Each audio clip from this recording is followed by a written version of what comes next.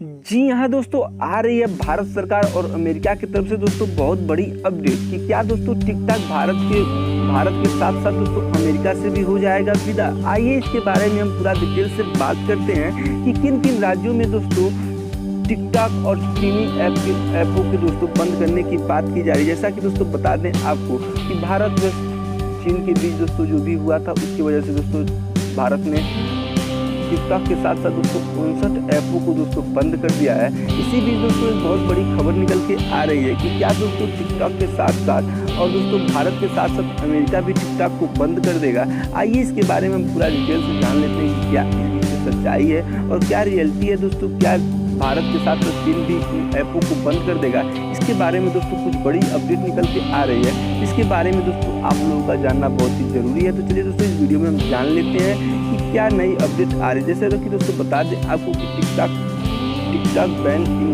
US.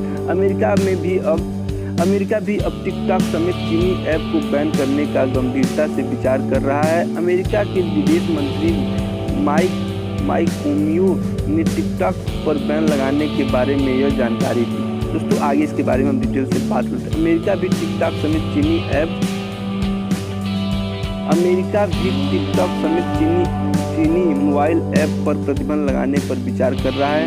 America के विदेश मंत्री माइक पोम्पियो ने सोमवार देर रात पर इस संबंध में ऐलान किया। उन्होंने कहा कि हर निश्चित रूप से चीनी ऐप पर प्रतिबंध लगाने पर विचार कर रहे हैं। आइए इसके बारे में हम दोस्तों आगे डिटेल से बात कर लेते हैं। वाशिंगटन जिसका अनुमान था वही हो रहा है। ऐप बैन कर चीन को भारत का दिया झटका, अब उसे और तेज लगाने जा रहा है। अमेरिका भी टिकटॉक समेत चीनी ऐपों पर प्रतिबंध लगाने पर गंभीरतापूर्वक विचार कर रहा है। अमेरिका के विदेश मंत्री माइक पोम्पियो ने सोमवार देर रात इस संबंध में ऐलान किया। उन्होंने कहा कि हम निश्चित रूप से चीनी ऐप पर प्रतिबंध लगाने पर विचार कर रहे हैं। उधर ऑस्ट्रेलिया में भी चीनी ऐप पर प्रतिबंध लगाने की मांग तेज होती जा रही है। भारत में टिकटॉक बैन होने से चीनी कंपनी को करीब $6 अरब का नुकसान हुआ है।